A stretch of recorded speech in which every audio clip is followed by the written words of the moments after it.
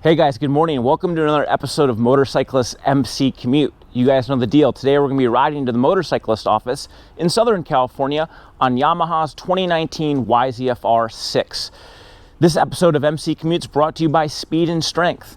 On this morning's ride, I'm wearing the Speed and Strength Revolt leather jacket, Exile leather glove, and Thumper Armor denim pant. If you want to know more about these products, please check the link in the description of this video. Now let's put the helmet on and go for a ride. Well guys, here it is, Yamaha's 2019 YZF-R6. Sorry I'm parked illegally, but we're only going to be here for a moment. My usual parking spot was taken. Back to the bike. Yamaha's been building these R6s since 1999. This year marks the 20th anniversary of the R6. Yamaha last updated this machine 2 years ago.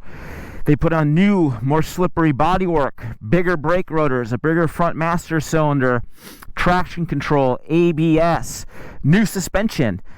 And this R6 is a beautiful looking bike. Look at the face on this motorcycle. It looks just like the YZ RM1.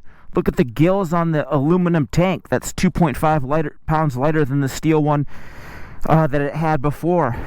A very aesthetically pleasing bike. If you want a knockout looking sport bike that's affordable and looks cool and checks all the boxes in the styling department with the LED headlights, this R6 is it. But enough talking about it, let's hop on it and see what it's like to ride.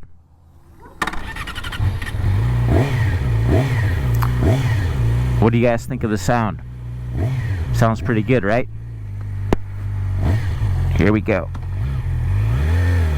Right now we're riding in D mode level A, so the throttle response is extra sharp. By pushing this button here, we can switch that to standard, which is a little bit less sharp, and then B mode dulls it even further. Because this is a 600 and it doesn't make a whole lot of power, we can run A mode. We'll just go around these people here. They're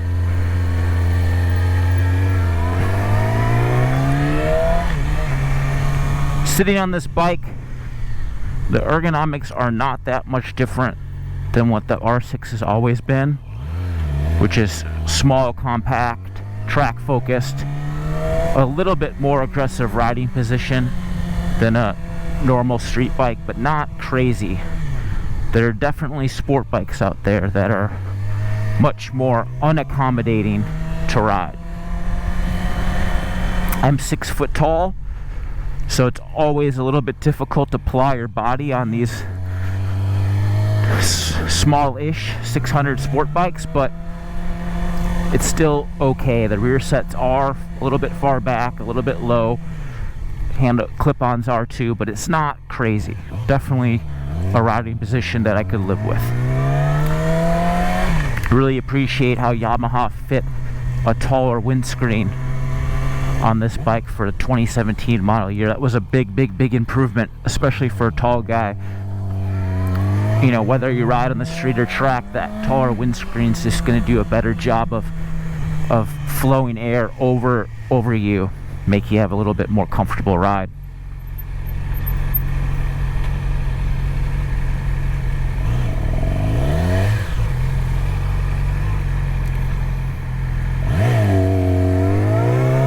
And away we go.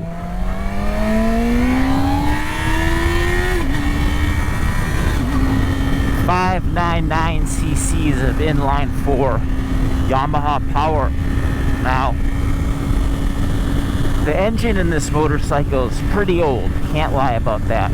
The last time Yamaha updated the power plant in this bike was 2008. 2008, can you believe that? The engine in this bike is 11 years old. Funny thing is, when you're riding it, it doesn't feel that old. It still feels new and sharp.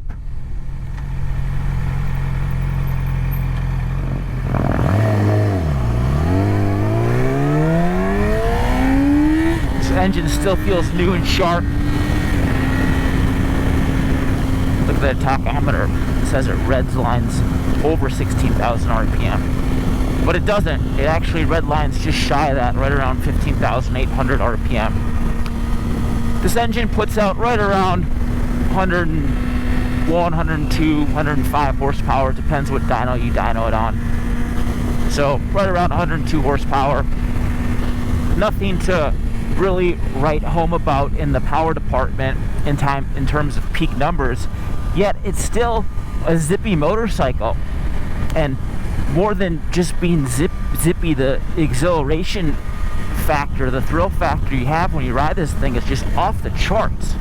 This engine just sounds so awesome, and it's so eager to rev.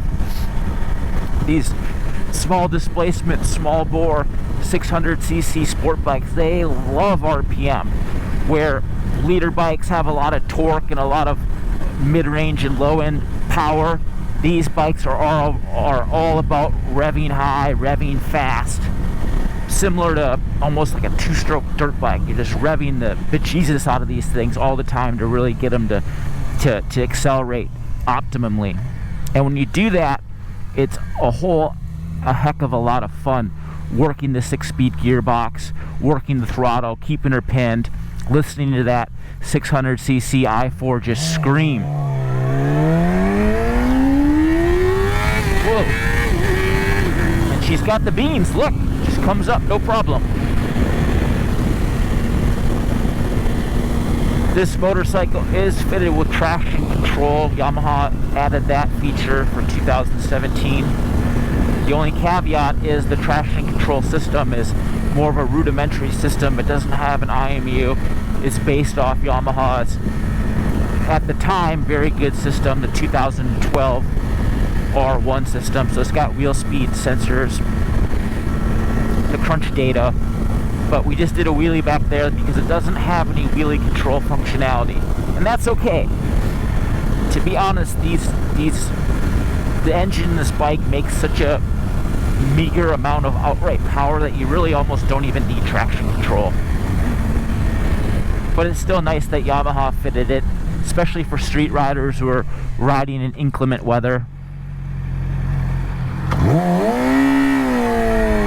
Race start. Finally a corner. Thank God. And that's really where this YZF-R6 is home, in corners. Realistically, there isn't a better handling motorcycle that Yamaha makes. This is the best handling bike they make. Obviously on the street it's a little bit hard to extort its handling potential, but on the track it definitely is. Love how zippy this little engine is.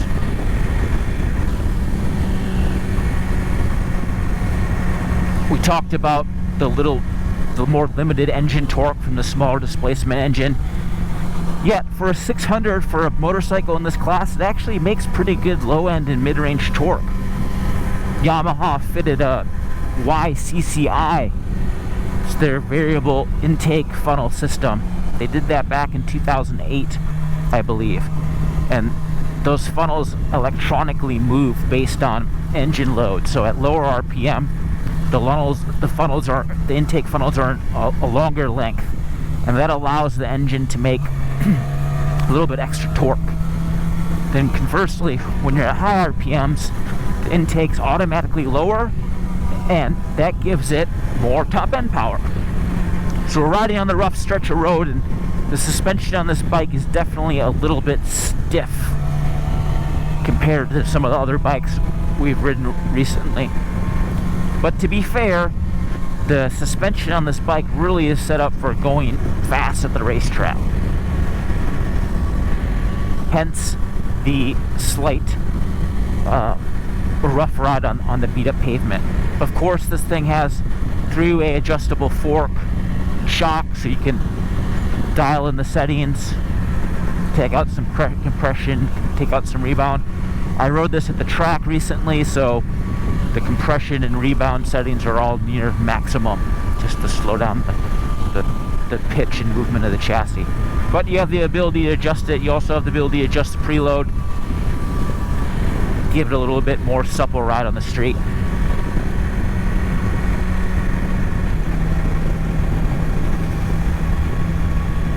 Of course, the full tank of fuel. This thing weighs right around 420 pounds. It's a very lightweight motorcycle. extremely agile. It maybe doesn't feel as agile as other street bikes, but that's more down just to the riding position. These clip-on style bars don't generate a lot of leverage, so even though this motorcycle is very maneuverable, when you're riding at slow speeds, it takes a little bit more effort to get turned. And that's not a knock to the actual weight distribution of the bike or the handling potential of the bike. It all comes down just to the controls.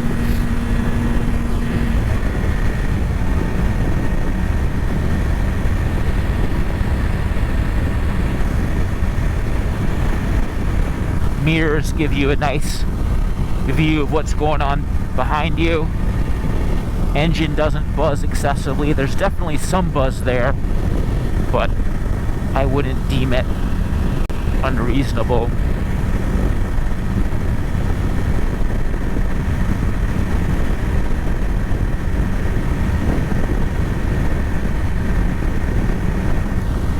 Yamaha also fitted new brakes, bigger brake rotors. Brake rotors grew, I think, 10 millimeters in 2017. It also fitted a new radial pump master cylinder. That made a big difference. The brakes on this bike are very sharp. Not overly sharp, but just they work really well. ABS was also added. The only caveat with that is you can't manually disable it. ABS is just always on. But to be fair, the ABS calibration works really good on the street and track. The only bummer is you can't turn it off, so you can't do any fun brake slides when you're coming into corners.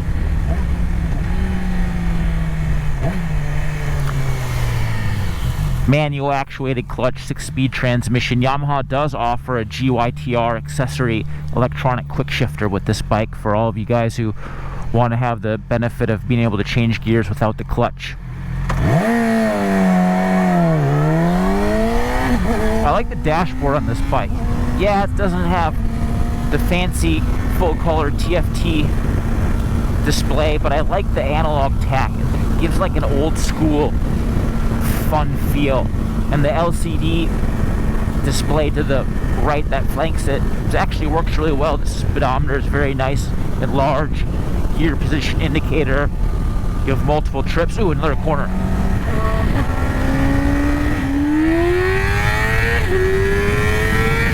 And that's the real thrill of the R6, just winding out that engine. Feeling the rush of acceleration as the engine hits its power band. Hearing the mechanical whirl of the 16 titanium valves flying through the engine. It's just awesome. Now we're in top gear, pulling right around 7,000, 6,500 RPM at 68 miles per hour. Fairly smooth, not a lot of engine vibration, definitely a little bit through the controls, but wouldn't deem it excessive.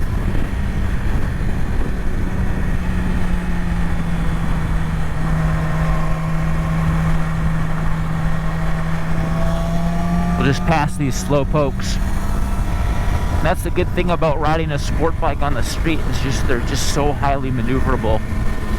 They're very agile, very precise. You can ride them in more dense traffic than you could other bikes, just because they're so small and slippery.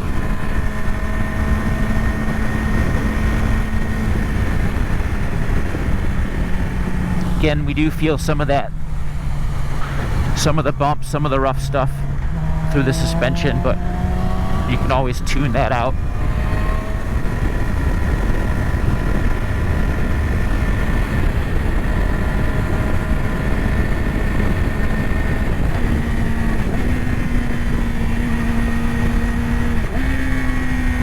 Love the wind of the engine. Too bad that we just got balked on this corner.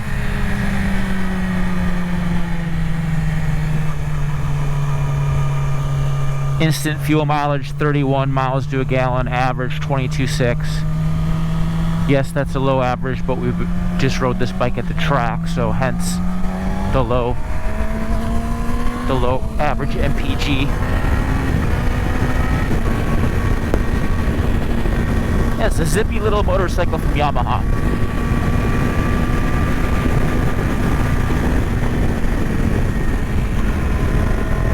Ooh, another turn, yes.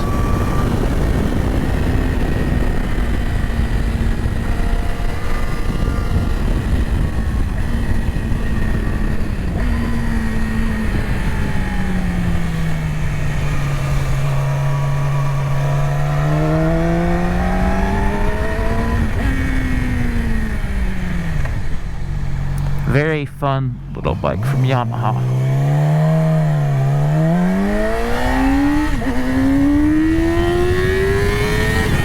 So fun to wind out the engine like that.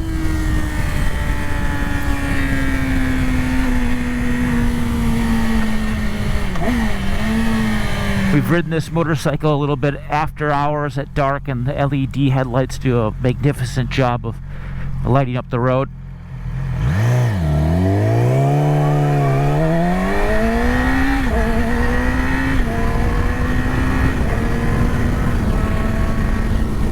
A lot of new riders always gravitate towards an R6 just because it's so awesome looking. And this isn't necessarily the best beginner bike just because of its top-end bias power, its sharp handling. But at the same time, it's not a terrible entry-level bike either. The clutch pull is really light. Now that it offers now that it offers adjustable throttle response, you can put it in B mode if you're a new rider, and that'll help you get a feel of the throttle. So I wouldn't say this is a terrible beginner bike. Definitely orientated towards a more experienced rider, but with the D mode, having the adjustment now, having traction control, having ABS, this motorcycle is more friendly than ever in a new rider's hands. Alright guys, we're almost to work. Here's the wheelie zone. Let's do it.